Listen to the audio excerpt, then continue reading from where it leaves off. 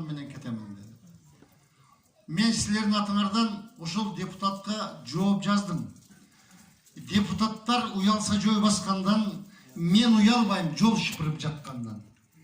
Кече сен де ел içinde жүргөнсүң, жемандатчан түштүң бел асмандан. Уялгыла кылмыш ишин жапкандар, кылым жаткан мөңгүлөрдү саткандар, кыйын кылып бийлик берген силерге көчөдө эле жөө жалаңдап баскандар. Уялгыла атка минген жакшылар, уялганда сокур көздөн жаш чыгар. Уят көрсөң эл içinde басканды уруп кетет элге берген антыңар. Мизам десең мыйыгынан күлүшүп, миллиардтарды алганалар менчиктеп, миллион бала тентип кетип мага окшоп, ата-энелер мелтирешет жертиктеп. Мен силерди сагынганда алыстан ыйлап алам көз жашымды арчыбай, туңгуч балам чоңойгондур бой жетип, жыгалдыбы азыр мени тааныбай. Туугандарга акыретке жөнөгөн, кечиргиле сала албасам топурак, жогор коку жайым бүткөн балаңар жол боюнда жол шыпырып отурат.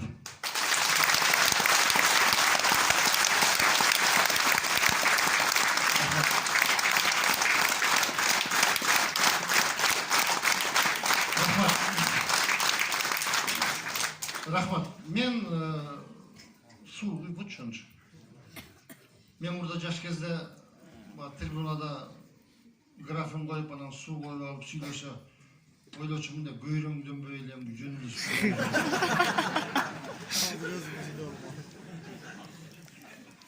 Көрсө болбойт экен. О, карып калгандан кийин тамак курап калат экен. Ошон үчүн суу болуш керек экен да.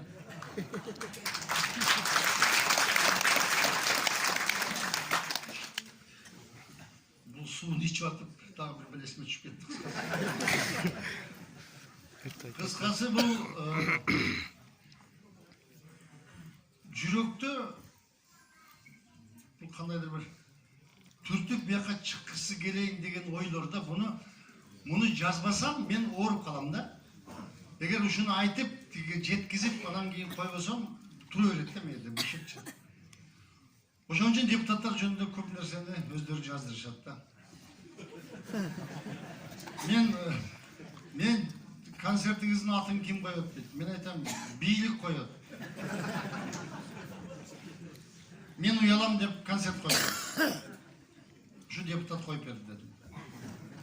Чык эшикке деп Сооронбай коюп берди. Ушулар бир бала дейт, мен концерттин атын коем. Кийинки концерттин атын эмне деп коесуз дейт. Мен каяктан билем болот эмне деп бул жерде. Бир баланы айтат, анан коем. Эртең 8 мартта силерге бир ар бир айдын 6 деген проектти жөнөттүрөйүн деп атам. Концерттин атын коюп койдум. Бул дагы политический ат болуп калды. Тултуйган аялдарга былтыйган концерт деген.